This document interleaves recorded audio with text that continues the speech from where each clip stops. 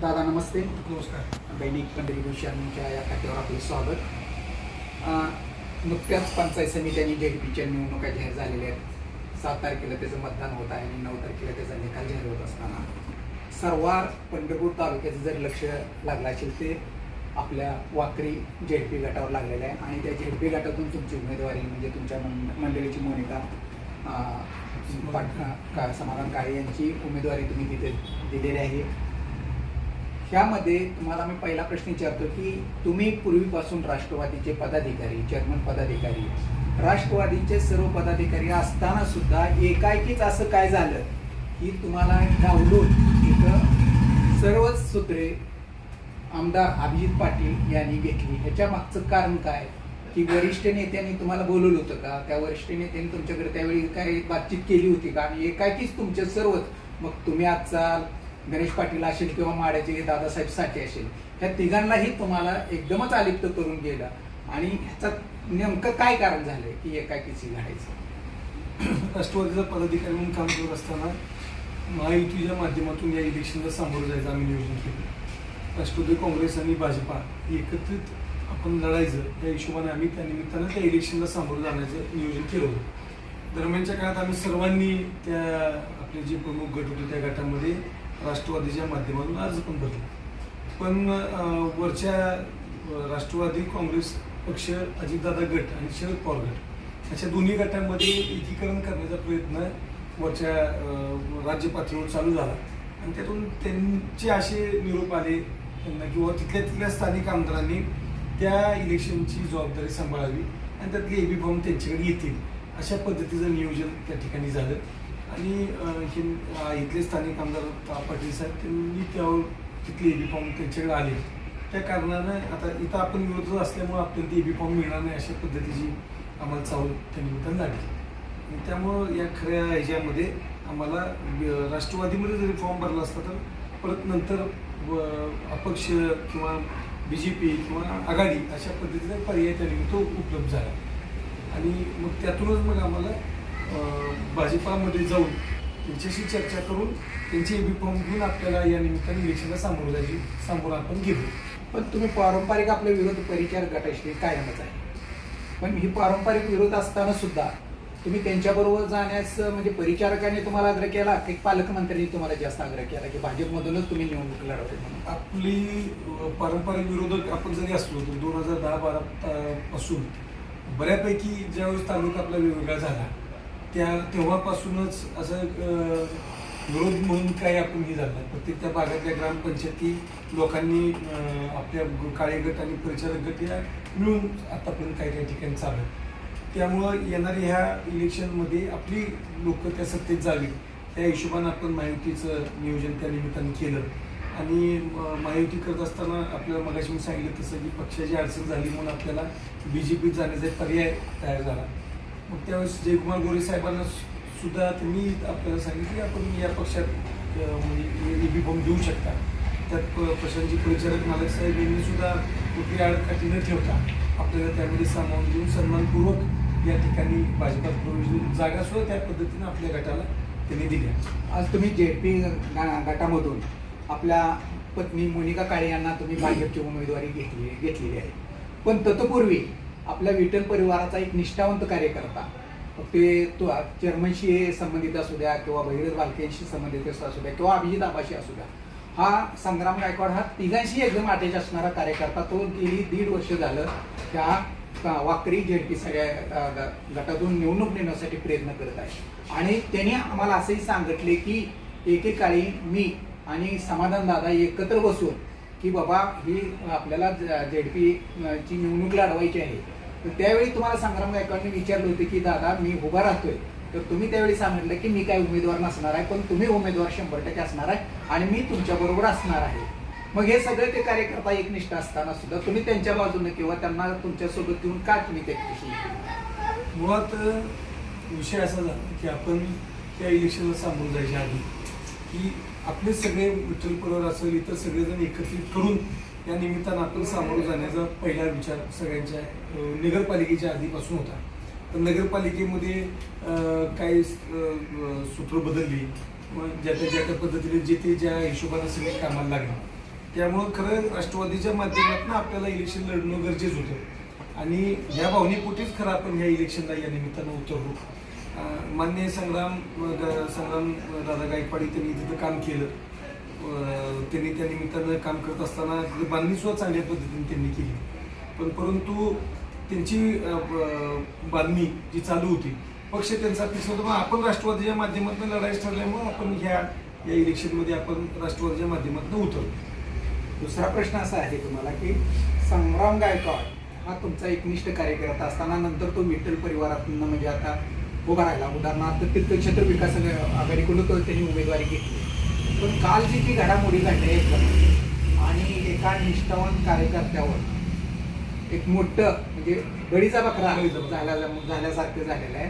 अशा निष्ठावान कार्यकर्त्याबद्दल आज त्याला भगीरथ बालके असतील, अभिजित पाटील एकत्र येऊन त्यांना बागला यांना पाठिंबा देण्याचे जाहीर केलेलं आहे जवळजवळ. आणि ते एक आज किंवा उद्या ते पत्र काढतील. मग असा हे निष्ठावान कार्यकर्ता नाराज झालेला, त्याचे तुम्हाला किती पण फायदा होईल? तुम्ही त्याची नाराजी दूर करण्यासाठी काय प्रयत्न करणार आहे का? मग तर त्यांच्या नाराजीचा जे आता जी घटना घडली ती सगळ्यात चुकीची घटना आहे. एक गुंडा कार्यकर्ता या निमित्त तीर्थक्षेत्र विकास आघाडीच्या माध्यमातून या सर्व वरच्या नेते मंडळीच्या पाठिंब्यानं गावागावात फिरून एक चांगलं वातावरण त्यांनी तयार केलं होतं. तयार करत असताना व्यक्तिगत काही गोष्टी घडल्या, त्यांच्या राजकीय घडामोडीमध्ये त्यांना समोरच्या उमेदवाराला पाठिंबा देण्याचं त्यांनी सांगितलं. ही खऱ्या अर्थानं चुकीची गोष्ट आहे. आज जवळजवळ 2 महिने तो त्या निमित्ताने इलेक्शनमध्ये पळतोय, लोकांच्या समोर जातोय. मग असं असताना सुद्धा त्याला या वेळेला माघारी घ्यायला लावणं ही एकदम चुकीचं आहे. आणि या माघारी घ्यायला जरी लावलं असलं तरी त्या गोष्टीचा, ह्या घटनेचा जास्तीत जास्त फायदा मला होणार आहे. जरी पाठिंबा त्यांनी समोरच्या उमेदवारांना दिला तर त्यामागून त्यांनी जे कार्यकर्ते जमवले होते, जे तरुण सर्वसामान्य शेतकरी कार्यकर्ते जमवले, त्यांच्यामध्ये एक संतापाची लाट या निमित्तानं उसळली. लोकांमध्ये एक राग निर्माण झाला. की आपण सगळेजण म्हणतात की हे इलेक्शन कार्यकर्त्याचं आहे, कार्यकर्त्याला आपण निवडणूक लढवायला दिली पाहिजे. आणि एका ठिकाणी तुम्ही असं म्हणताय, दुसऱ्या ठिकाणी जो कार्यकर्ता लढायला तयार आहे त्याला तुम्ही पाठिंबा द्यायला लावताय दुसऱ्या एका कारणासाठी. तर मग हे सगळं लोकांना त्याच्याविषयी राग तयार झाला आहे. आणि 100% या रागातून लोक ज्या ठिकाणी पाठिंबा द्यायला लावला आहे बागलांना तिथं देणार नाही. लोक सध्या आम्हाला कॉन्टॅक्टमध्ये आहेत. जी काही लोक त्यांच्याबरोबर फिरत होती ती सर्व लोक आज माझ्या संपर्कात आहेत. निश्चितपणे ती सगळी लोक आपल्याला मदत करणार.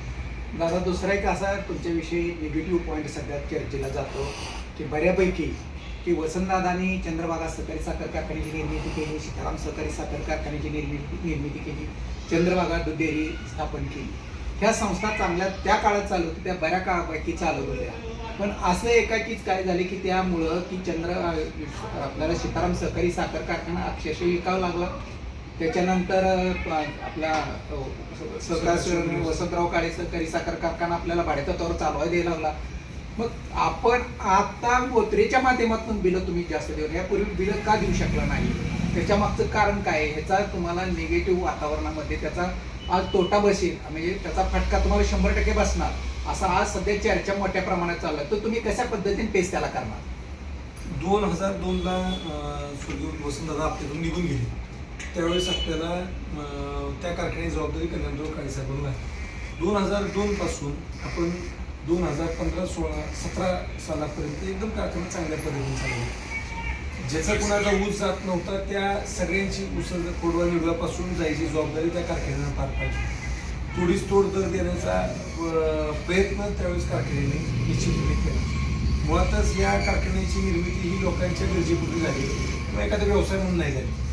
त्यावेळेस ऊसाचं उत्पन्न जास्त होतं, त्या काळात ऊस जात नव्हता, लोकांना ऊस बांधावर टाकायला लागत होता. म्हणून खऱ्या अर्थानं चंद्रभागेची निर्मिती दादाने केली. 2002ला दादा गेल्यापासून परत चेअरमन साहेबांनी ती धुरा चांगल्या पद्धतीने सांभाळली आणि पंढरपूर तालुक्यामध्ये एक चांगला पर्याय चेअरमन साहेबांनी कल्याणराव काळे साहेबांनी दिला. पण 2017-18 पासून दुष्काळाची परिस्थिती असेल, ऊसाचं वाढतं उत्पन्न बघून आपण त्या काळात केलेलं एक्सपान्शन असेल किंवा इतर सगळ्या नंतर काय आंदोलन असतील किंवा साखरेचे दराचे उतार झाले असतील, त्या दरम्यान आपण शेतकऱ्यांना दिलेला ऊसाचा दर असेल जास्तीत जास्त, त्यामुळं जे काही कर्जाचं बर्डन असेल, व्याजाचं बर्डन असेल ही वाढत गेल्यामुळं थोडी आर्थिक घडी कारखान्याची बिघडली. दुसरा एक असा परिणाम आहे की विठ्ठल परिवार म्हणून तुम्ही सर्व एकेकाळी किंवा आजपर्यंत एकसंघ, कालच्या नगरपालिका निवडणुकीपर्यंत एकसंघ होता. तुमच्या चंद्रभागाची निवडणूक असू द्या, त्यावेळी भारत नाना प्रत्येक निवडणुकीत तुमच्या संघ राहायचं.